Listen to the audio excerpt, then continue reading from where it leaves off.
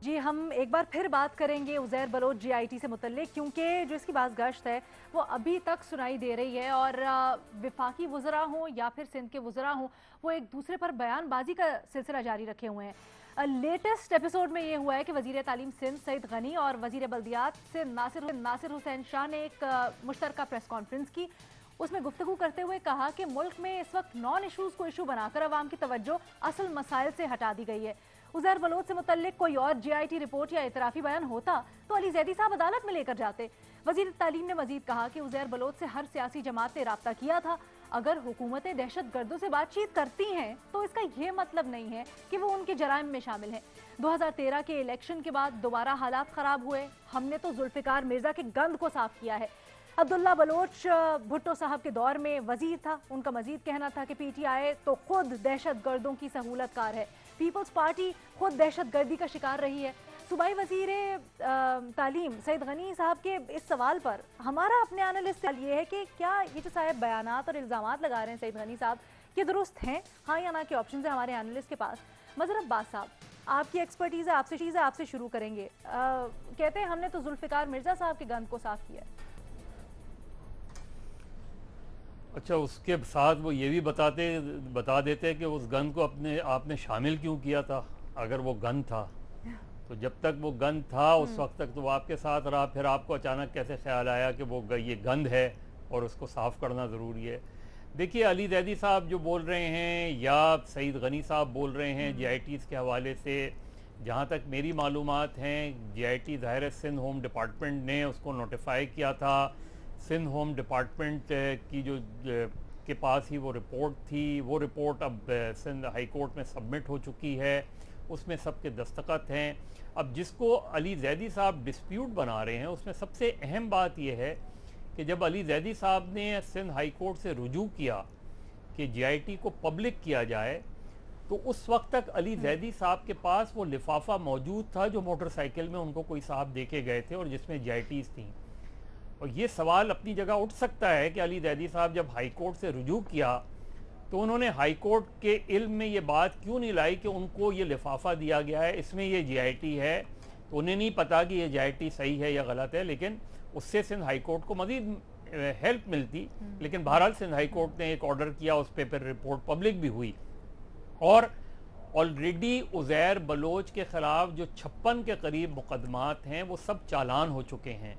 तो एक तो उसमें अगर उसमें जहाँ तक मेरी मालूमात हैं उसमें ये चाहे 164 का बयान हो या ये जीआईटीज़ हों, इनका कोई भी जो को अक्यूज़ के नाम है उसमें किसी भी एक केस में कम से कम एक आध अगर हो तो हो। मैंने 56 की 56 एफआईआर्स तो नहीं देखी, चालान नहीं देखे, लेकिन जो मालूमात हैं उसमें ये को अक्यूज़ नहीं है। लेकिन फिर भी एक सप्लीमेंट्री चालान सबमिट हो सकता है। बिल्कुल आखिर में एक छोटी सी बात कहूँगा, मुझे नहीं पता अली जैदी साहब सही कह रहे हैं या सईद गनी साहब दुरुस्त कह रहे हैं। मुझे इतना पता है कि गलतियां सब करते हैं, झूठ सिर्फ वो बोलता है जिसको सच का पता हो। बाबर सत्तार साहब, कहते हैं सईद गनी साहब के पीटीआई का जो सीव्यू पे जलसे होते थे उस पर अमन कमेटी के कारकुनान आते रहे हैं, रहनुमा आते रहे हैं, और अगर किसी सियासी जमात या उसके रहनुमाओं के कोई कनेक्शंस हो इस तरह के तो उससे कोई फ़र्क नहीं पड़ता है। इसका मतलब ये नहीं है कि कोई पॉलिटिकल एफिलिएशन है। आपको इस स्टेटमेंट में कितना वजन लगता है? देखिए, मुझे तो इस सियासत की समझ नहीं आती है। और सईद गनी साहब एक साइड पे ये कह रहे हैं कि हम खुद टेररिज्म का शिकार रहे हैं, दूसरी साइड पे आप ऐसे लोगों के साथ शामिल हैं जो टेररिज्म करने के अंदर शामिल हैं। तो ये कैसे आप स्क्वायर करेंगे इस चीज को, सवाए ये सोचने के कि पावर के लिए आप कुछ भी करेंगे। अच्छा, यही चीज दूसरी तरफ भी नजर आती है। शाहजेब खानजादा के प्रोग्राम पे अली जैदी साहब से जब उन्होंने पूछा कि आप क्यों राब्ते कर रहे थे, आपके लोग क्यों राब्ते कर रहे थे, जुल्फिकार मिर्जा आपके साथ क्यों हैं, उन लोगों से के खिलाफ आपने क्या किया, उनके पास कोई जवाब नहीं थे। उनका बात पूछी आपने। और अगर हम इससे थोड़ा सा पीछे चले जाएं तो आपको याद होगा कि मलिक इसहाक जो लश्कर जंगली वाले थे, जब उन्हें छोड़ा गया तो बड़ी चहमगोइयां थी उस वक्त कि ये पीएमएल ने किसी डील के में इन्हें छोड़ दिया है।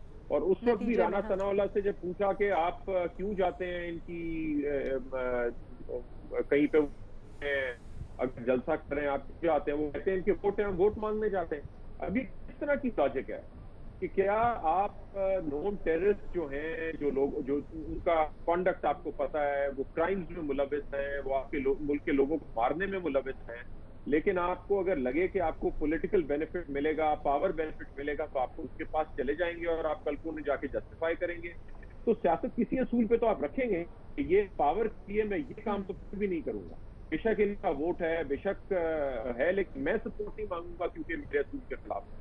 तो मुझे तो बिल्कुल अपील नहीं किया ये सईद गनी साहब की जो आर्गुमेंट है कि तमाम लोगों ने राब्ते रखे हुए थे। अगर तमाम ने रखे हुए थे तो तमाम में गलत काम कर रहे थे। ठीक है बेनज़ीर, एक रिपोर्ट आती है, इन्वेस्टिगेशन होती है, बजाय उससे कि हम कोई अच्छी चीज़ निकालें और हम मज़ीद इंक्वायरीज़ करें, हम जो अफेक्टीज़ हैं उनको रिलीफ दें, हम उसकी सियासी पॉलिटिकल पॉइंट स्कोरिंग पे चले जाते हैं।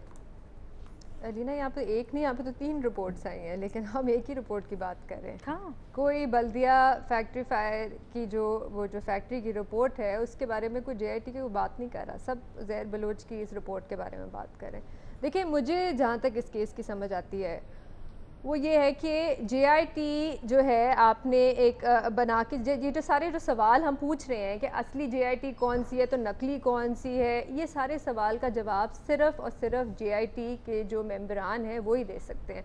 आप और मैं या कोई और इसका सवाल का जवाब नहीं दे सकता, या यही हमें JIT के मेंबरान वही बता सकते हैं कि अगर इनिशियल रिपोर्ट में पीपल्स पार्टी की क़यादत का नाम था या आसिफ अली ज़रदारी साहब का नाम था, तो फाइनल रिपोर्ट में क्यों नहीं था, ये वही बता सकते हैं ना। हमें और तो कोई नहीं बता सकता कि फ़ाइनल रिपोर्ट में उनका नाम क्यों निकाल दिया गया। उसमें सिंध हुकूमत तो नहीं थी JIT में, JIT के मेंबर थे जिन्होंने बैठ के ये फैसला किया।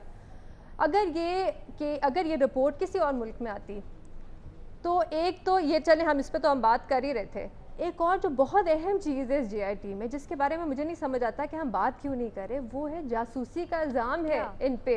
एक और मुल्क के लिए वो जासूसी कर रहे थे।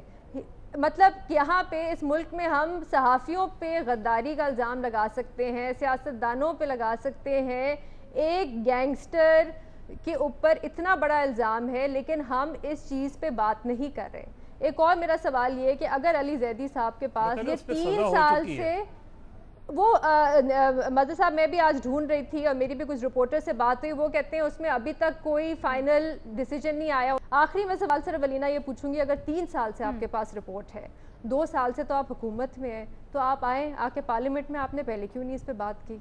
2 साल से तो आप आ ही रहे थे ना पार्लियामेंट में, तो आप पहले बात कर देते इस पर। 3 साल से आप चुप करके रिपोर्ट लेके क्यों बैठे हुए थे?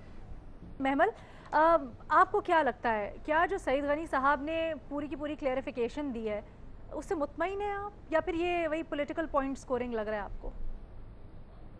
देखिए रीना, बात ये है कि ये इस तरह की बात करना कि सबके ही ताल्लुकात होते हैं, तो फिर इसलिए हम भी अगर मिल लिए तो क्या हुआ, कोई हम जुर्म में तो शामिल नहीं है। देखिए, पाकिस्तान जैसे मुल्क के अंदर जहाँ पर एक नेशनल एक्शन प्लान है और हमारी एक कौमी पॉलिसी है कि दहशतगर्दों से बात नहीं करनी, या दहशतगर्द तंजीमें जो है कल अदम भी हैं, बाकी भी इस तरह की जो काफ़ी ज़्यादा उसके अंदर पॉइंट्स हैं, तो फिर सियासी जमातें क्यों जाती हैं उनके पास? मुझे तो इस चीज़ का जवाब नहीं समझ आता। चलिए, नेशनल एक्शन प्लान से पहले की तो खैर बातें थी, वो तो थोड़ा सा लेट बना, लेकिन इवन देन मैं कहूँगी कि ये किसी भी पार्टी के लिए, वो बेशक नून लीग हो, वो बेशक पाकिस्तान तहरीक इंसाफ हो, वो बेशक पीपल्स पार्टी हो, ANP हो, वो MK हो, कोई भी हो, कोई भी पार्टी दहशतगर्दों के पास जाकर उनसे बात क्यों करती है? सिर्फ वोटों के लिए? अगर वोटों के लिए करना है तो देखें, फिर ये तो एक बड़ी खतरनाक किस्म की बात है। आज आप वोट के लिए मिल रहे हैं, कल कोई और चीज, तो ये अच्छा ट्रेंड नहीं है। और दूसरी चीज इसके अंदर अलीना, एक चीज ये कि हमारा मुल्क, जिस तरह मैंने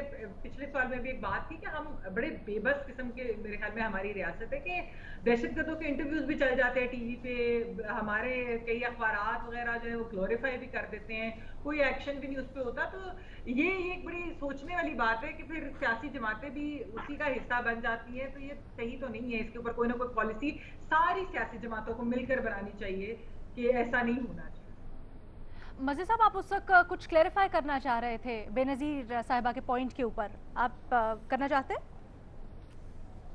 नहीं, मुझे तो बेनज़ीर ने उसको कहा कि उन्होंने चेक किया था, मेरे ख्याल में तो उन्हें 12 साल सजा हो चुकी है उसमें। और अभी जो मुझे खबर आई थी, कल कहीं से इन्फॉर्मेशन मिली थी, लेकिन जो रिपोर्ट्स में पढ़ी थी उसमें कल लिखा मुझे हुआ जो था, इन्फॉर्मेशन जी सॉरी, बोलिए मजिद साहब। कल मुझे जो इन्फॉर्मेशन मिली है उसमें पता नहीं किस हद तक वो दुरुस्त है कि जब उज़ैर बलोच मिलिट्री अथॉरिटीज़ से जेल आ गए और जेल के बाद फिर रेंजर्स की कस्टडी में मीठा राम हॉस्टल चले गए, उधर उन कस्टडी में अब कल को इत्तला ये मिली थी कि वहाँ से भी उन्हें शिफ्ट कर दिया गया है और वापस वहीं चले गए हैं जहाँ से वो जेल आए थे।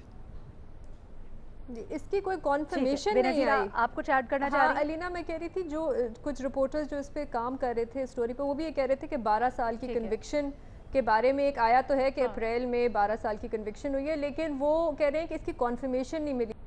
ठीक है, तो हम अगले प्रोग्राम में कोशिश करेंगे कि ये पॉइंट भी क्लैरिफाई कर ले। मज़द साहब, एक चीज़ थोड़ी सी और आपकी इंसाइट चाहेंगे। कहते हैं सईद गनी साहब के सदर मुमलिकत, गवर्नर सिंध और अली जैदी साहब ने गैंग वॉर की शमूलियत के लिए एक कमेटी बनाई। इस बयान में कितनी हकीकत है या कितना वजन है? देखिए, लियारी की पॉलिटिक्स में जो भी ग्रुप्स मुतहर्रिक रहे हैं, जो भी इलेक्शन में हिस्सा लेते रहे हैं, अब सईद गनी साहब ने ये नहीं बताया कि जुल्फ़िकार मिर्ज़ा वज़ीर दाखिला क्यों बनाए गए, क्या वजह थी वज़ीर दाखिला। वो तो उनके बकौल उन्होंने गन साफ की, तो वज़ीर दाखिला क्यों बनाए गए थे। देखिए वहाँ क्योंकि वहाँ एक गैंग वॉर साल से चली आ रही है, मुख्तलिफ ग्रुप्स हैं उसमें, तो जब आप किसी को अप्रोच करते हैं तो बेसिकली अपनी पॉलिटिकल एंट्री के लिए करते हैं, उसमें कोशिश करते हैं कि जी किसी ना किसी तरीके से कहीं ना कहीं से उनको सपोर्ट मिले। तो इसमें कोई वो नहीं था कि जिसमें हो सकता है कि तहरीक इंसाफ भी ज़ाहिर है कराची में वो कर रही थी, पॉलिटिक्स कर रही थी, शकूर शाह उनके उम्मीदवार थे, बिलावल भुट्टो उनके मुकाबले में लड़ रहे थे। और एक इत्तला ये भी है कि बिलावल भुट्टो 2008 में जो है जब आसिफ अली जरदारी और पाकिस्तान पीपल्स पार्टी जीत के आई, तो आसिफ अली जरदारी ने ये उस वक्त ये बात की थी कि मैं बिलावल भुट्टो को लियारी से इलेक्शन लड़वाना चाहता हूँ, और उसके बाद ही ये सारी हमें डेवलपमेंट मिली। तो बिल्कुल इसमें ये ऐन मुमकिन है कि बहुत से लोगों ने अप्रोच की हो लियारी गैंग को। तो फिर वही बात होगी ना, और क्योंकि बहुत से ग्रुप्स हैं, लियारी गैंग के एक ग्रुप नहीं है। हाँ, तो फिर वही बात हो गई ना जो अभी हम डिस्कस कर रहे थे। बाबर सत्तार साहब ने भी हाईलाइट किया कि अपने वोट बैंक को बढ़ाने के लिए, अपने वोट बैंक के लिए सब कुछ वैलिडेट करने को तैयार हो जाते हैं। खैर इसके ऊपर हाँ, लेकिन उसमें मैं सिर्फ ये बताऊं कि इसमें अलीना जी सिर्फ एक चीज बता दूं, पीपल्स पार्टी का क्योंकि वो किला रहा, तो पीपल्स पार्टी का उस गैंग वॉर के या किसी भी गैंग वॉर के कारिंदे से ताल्लुक रखने से सबसे ज्यादा सियासी नुकसान पीपल्स पार्टी को हुआ। पीपल्स पार्टी 2018 में एमएनए और एमपीए के दोनों के इलेक्शन हार गई, तो सबसे ज्यादा सियासी नुकसान हुआ। और पीपल्स पार्टी की 2008 की ये जो पॉलिसी थी, इसने पीपल्स पार्टी को बहुत नुकसान पहुंचाया, लियारी में बहुत नुकसान पहुंचाया। ठीक है जी, हमें पर प्रोग्राम क्लोज करना है, वक्त खत्म हो गया। आपसे हम दोबारा कल मुलाकात करेंगे नए सवाल के साथ।